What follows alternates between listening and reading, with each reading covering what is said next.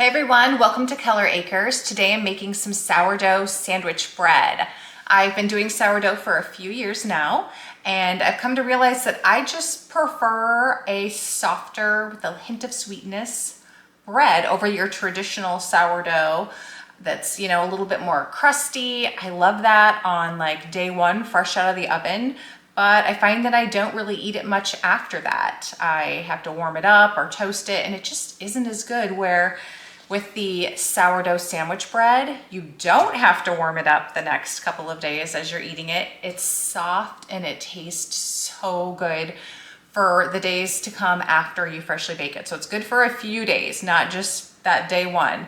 And I'm sure other people feel totally different about sourdough, but that's just my opinion. So I wanted to share this sourdough sandwich bread in case you have that same thing. If you prefer a softer bread with just a hint of sweetness. So the only difference between this is we have a little bit of oil and a little bit of honey in it. So we're going to be adding a 1/4 cup of honey and a 1/4 cup of oil, and then we'll be using a little less water. But other than that, same amount of flour I normally use, same amount of sourdough starter.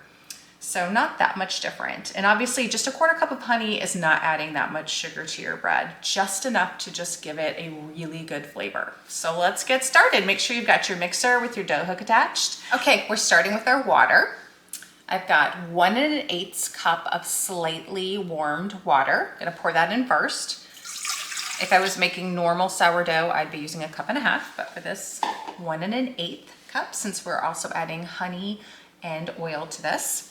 Then I've got my 1/2 cup of active sourdough starter. I fed this morning, so you need to make sure your starter's active. If you don't have a starter, there's a video on starting your own starter. Check that out. It is definitely worth it. Sourdough is so good, and you can do all kinds of things with your sourdough starter and your sourdough discard. So many recipes out there. I have a few. I know I have some cinnamon rolls out there. I think some other things. There'll be more to come, of course. So I've got those two things in there. I'm gonna give it a little mix. Now we're gonna add in our salt, just a teaspoon of salt, and our 1/4 cup of honey and our 1/4 cup of olive oil. You can use whatever oil you want. I'm using olive oil. I just went ahead and mixed them together as I was measuring them out. Pour that in and let that mix for a minute.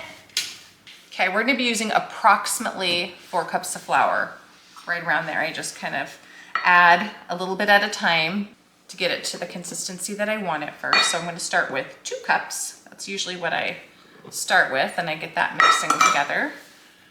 And then I'll add more from there.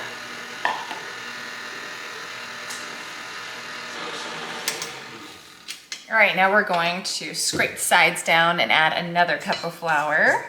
And then back to mixing.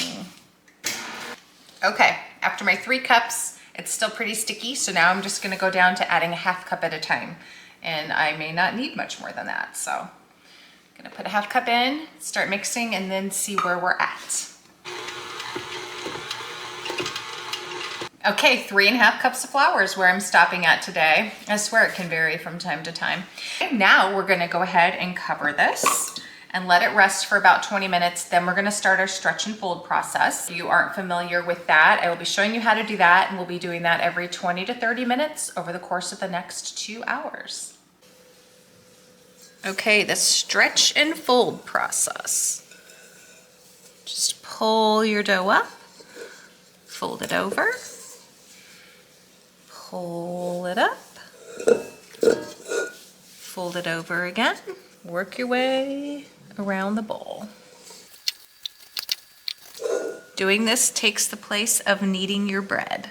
Cover your dough with plastic wrap and then place it in the fridge overnight. Okay, in the morning, take your dough out of the fridge. You can leave the plastic wrap on or take it off, whichever, and then just cover it with a towel to warm back up to room temperature for a while. Okay, now we're ready to put it in the bread pan and let it sit there and rise for a bit before we put it in the oven. All right, got it in the bread pan. Now I am gonna cover this and let it sit for 2-3 hours, and then I'm gonna bake it. Okay, so when you're ready to bake your bread, preheat your oven to 425. I baked mine for 35 minutes. With this bread, you want to make sure that you bake it long enough, because I have had it happen where it's not done enough in the middle. It looks done on the outside, but then it wasn't. Also, something to know about this bread, when you're doing this bread versus your normal sourdough, this doesn't rise as much before you put it in the oven. So when you pull it out like of your fridge the next day after it's been sitting in there all night, it's not going to have risen the same. So don't be alarmed by that it just doesn't rise the same. But once you bake it, then it does. So let's cut into this real quick.